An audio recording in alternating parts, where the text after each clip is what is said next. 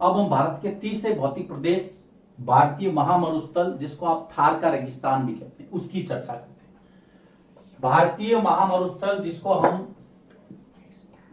थार का रेगिस्तान भी कहते हैं, याद रखना, थार का रेगिस्तान। रेगिस्तान का नाम सुनते ही आपके दिमाग में रेत आ जाती है, बिल्कुल सही है। दिमाग में रेत का मतलब, दिमाग में रेत का पिक्चर आता है। ये देखिए इसकी लोकेशन राजस्थान है। ये राजस्थान का जो पूरा पश्चिमी प्रदेश है, गुजरात का कुछ इलाका है। ये है तीसरा भौतिक प्रदेश जिसको आप कहते हैं महामरुस्थल या थार का रेगिस्तान। तो पहले यहां पे थे हम, फिर यहां आए और अब तीसरा यहां पे आ गए। देख लो, समझ में आ रहा है? चलिए आगे बढ़ते हैं। भारतीय महामरुस्थल यह पश्चिमी भारत में स्थित है, जिसको थार का रेगिस्तान भी कहते हैं। तो यह भारत के कहां स्थित है? यह पश्चिमी भारत में स्थित है, पश्चिमी भारत में स्थित है थार का रेगिस्तान। इसकी विशेषता है कि ये बहुत गर्म रहता है, रेत है, तपती है, गर्मी ज्यादा है यहां पर। यह शुष्क, गर्म तथा रेतीला स्थल है या रेतीला प्रदेश है। यह शुष्क मतलब सूखा, गर्म तथा रेतीला स्थान है या रेतीला प्रदेश है। इसकी विशेषता है, ध्यान रखना। अब जब रेत ज्यादा है, गर्मी ज्यादा है, पानी नहीं है, तो यहां पर कम वर्षा, यहां वर्षा कम होती है।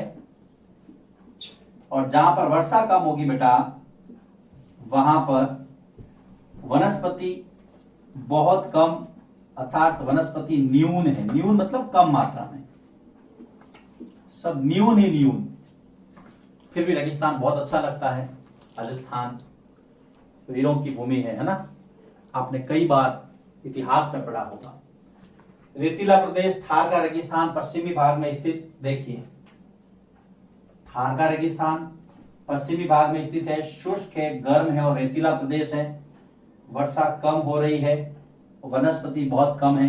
हाँ, आप सोच रहे हैं सर राजस्थान के, इसलिए राजस्थान का गुणगान कुछ ज्यादा कर रहे हैं ना भाई। अपनी जन्मभूमि किसको प्यारी नहीं होती? आपको भी अपना प्रदेश प्यारा है। चलिए टॉपिक पे लौटते हैं। महामरुस्थल तीसरा भाग। वर्षा कम होती है, वनस्पति कम है, शुष्क है, गर्म है, रेतीला प्रदेश है, थार का रेगिस्तान, महामरुस्थल, कुछ भी कह दीजिए आप।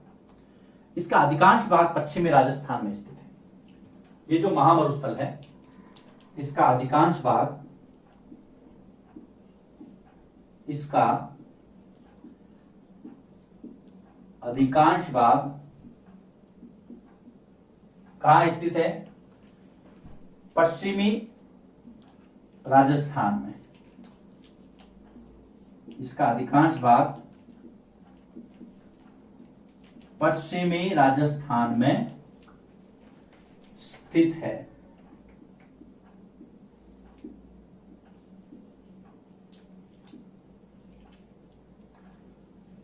चलिए आगे बढ़ते हैं।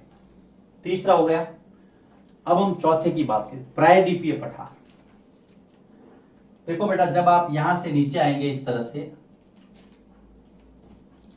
है ना, ये तो पूरा नक्शा ही बन गया, बाकी क्या रहा। हाँ, तो अब हम क्या करेंगे, ये जो प्रायद्वीपीय पठार है इसके बारे में चर्चा करेंगे। ये चौथा भाग है, यहां पर इसकी आकृति त्रिभुज जैसी है, इस तरह से ये त्रिभुजाकार है। अगर संरचना की दृष्टि से देखें हम, पूरे भारत में अगर संरचना की दृष्टि से देखें, चाहे आप डेजर्ट को ले ले, चाहे हिमालय रेंज को ले ले, चाहे गंगा नदी को ले ले, ब्रह्मपुत्र को ले ले, या फिर यहां पर अरावली रेंज है, अरावली पर्वतमाला राजस्थान के अंदर, उसको ले लें। लेकिन रचना की दृष्टि से अगर सबसे पहला निर्माण किसी का हुआ तो वो है दक्षिण का पठार, प्रायद्वीपीय पठार का। बताता हूं मैं इसको। भारतीय महामरुस्थल के बाद में अब हम चौथे पार्ट की तरफ बढ़ रहे हैं। उस चौथे पार्ट का नाम है प्रायद्वीपीय पठार। ये देखिए, मैंने आपको पहले बताया था, उत्तर के मैदान, ये जो मैदानी प्रदेश है उत्तर का, उसके दक्षिण में तो शुरुआत हम ये करेंगे कि उत्तर के मैदान या उत्तरी मैदान के दक्षिण में स्थित है। प्रायद्वीपीय पठार जो है वो उत्तरी मैदान के दक्षिण में स्थित है। उत्तरी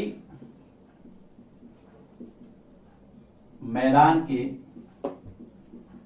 दक्षिण में स्थित क्या? प्रायद्वीपीय पठार। देखिए ये मैदानी प्रदेश था, इसके दक्षिण में आ गया है। आगे चलते हैं। इसकी आकृति त्रिभुजाकार है। आकृति मैंने आपको बता दी, दो पठारी प्रदेश है, आकृति इसकी त्रिभुजाकार है। ऐसे कई बार प्रश्न पूछते हैं, आपको त्रिभुजाकार याद रखना है। इसके बाद में ये जो पठारी क्षेत्र है तो वहां पे खनिज ज्यादा होता है, तो खनन की दृष्टि से ये भारत का सबसे रचना की दृष्टि से, खनिज की बात बाद में करेंगे हम, पहले इसकी संरचना देख लेते हैं। तो रचना, इसके निर्माण का जो काल था, रचना की दृष्टि से यह भारत का सबसे प्राचीन भाग है। याद रखना, मैंने आपको बताया था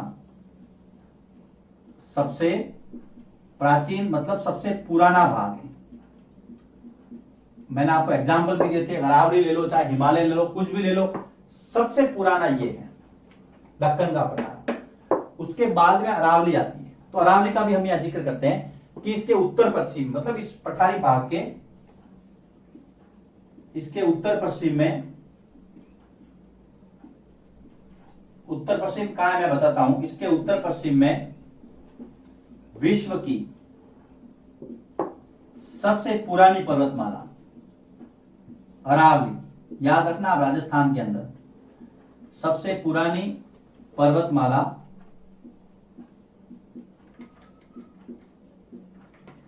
अरावली स्थित है।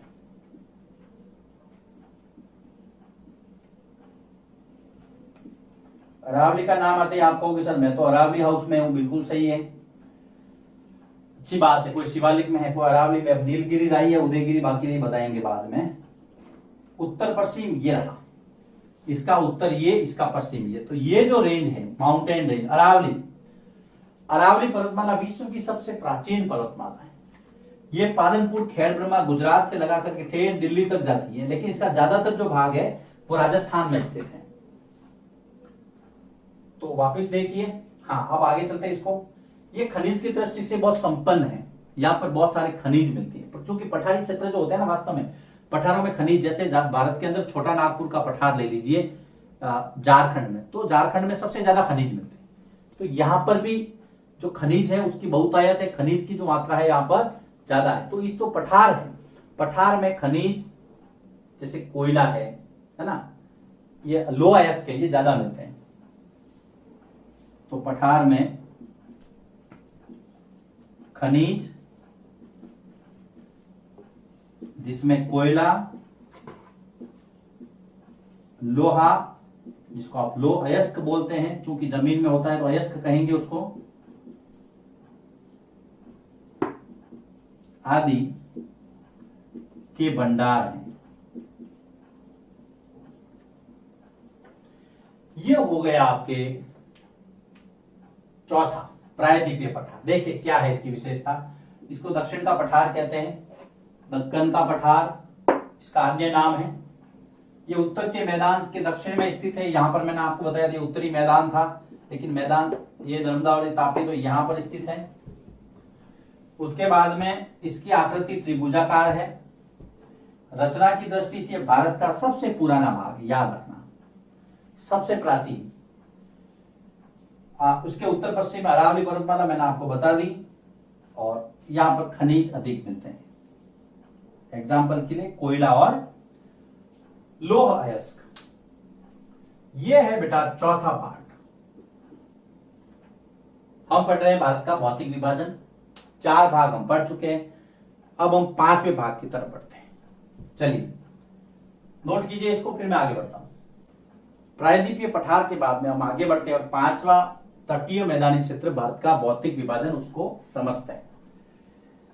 मानचित्र में आपको तटीय प्रदेश दिख रहे हैं, एक ये और दूसरा ये पश्चिमी तट और ये पूर्वी तट। बस इसी से आपको समझना है। एक पूर्वी घाट, एक पश्चिमी घाट। तटीय मैदानी क्षेत्रों को दो भागों में बांटा गया है। जो पश्चिमी भाग है उसको पश्चिमी घाट या पश्चिमी तटीय मैदान, और दूसरा है पूर्व दिशा वाला पूर्वी घाट, जो मैंने आपको चित्र में बता दिया। दोनों आपको नजर आ रहे हैं, समझना है इसको। जो पश्चिमी घाट है या जो पश्चिमी तटीय मैदान है, पश्चिमी घाट को सहयाद्री के नाम से भी जाना जाता है। कई बार आपने सुना होगा। तो सहयाद्री किसका नाम है? पश्चिमी तटीय मैदान का नाम है। तट पर जो मैदानी भाग है जहां पे उपजाऊपन है,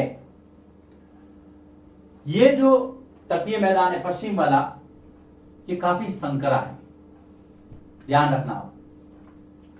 पश्चिमी जो घाट है वो काफी संकरा है, विस्तारित नहीं है, ये संकरा भाग है। जो पूर्वी भाग है वो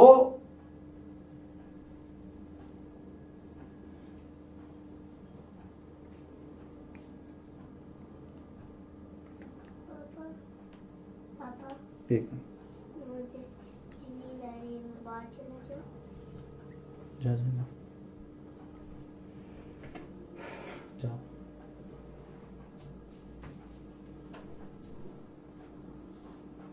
सो जा।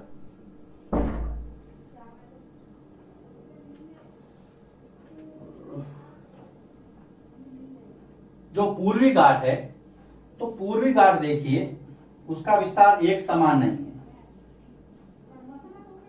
पूर्वी घाट का जो विस्तार है वो एक समान नहीं है, विस्तार एक समान न होकर यह कटा फटा है।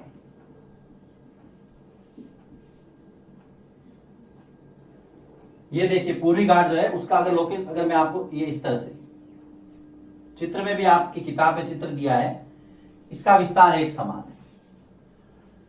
और यहां पर जो ये भाग में है नदियां बहती है, वो सारी की सारी ये नदियां बंगाल की खाड़ी में गिरती है। यहां पर बंगाल की खाड़ी में ये बंगाल की खाड़ी में गिरने वाली नदियां हैं यहां पर, जो कि प्रायद्वीपीय पठार में और इन तटीय मैदानों में बहती हैं। कुछ नदियों के नाम है महानदी, गोदावरी, कृष्णा, कावेरी, पेन्नार। तो ये नदियों के नाम आपको याद, ये सारी नदियां कहां गिरती है? बंगाल की खाड़ी में। ये बंगाल की खाड़ी में गिरने वाली नदियां हैं सारी। अरब सागर में आपको पता ही नर्मदा और तापी दो नदियां गिरती हैं। तो देखिए तटीय जो मैदानी भाग है उसको दो भागों में बांटा गया, पश्चिमी घाट और पूर्वी घाट। पश्चिमी घाट जो उसको सहयाद्री कहते हैं, और ये कटा फटा नहीं है ना, जिसको हम कह सकते हैं एक समान है। लेकिन जो पूर्वी लेकिन काफी संकरा है। लेकिन पूर्वी घाट देखिए उसका विस्तार एक समान न होकर के कटा फटा है, कुछ नदियों के नाम है, ये पूर्वी घाट है। तो ये था पांचवा आपका भौतिक प्रदेश।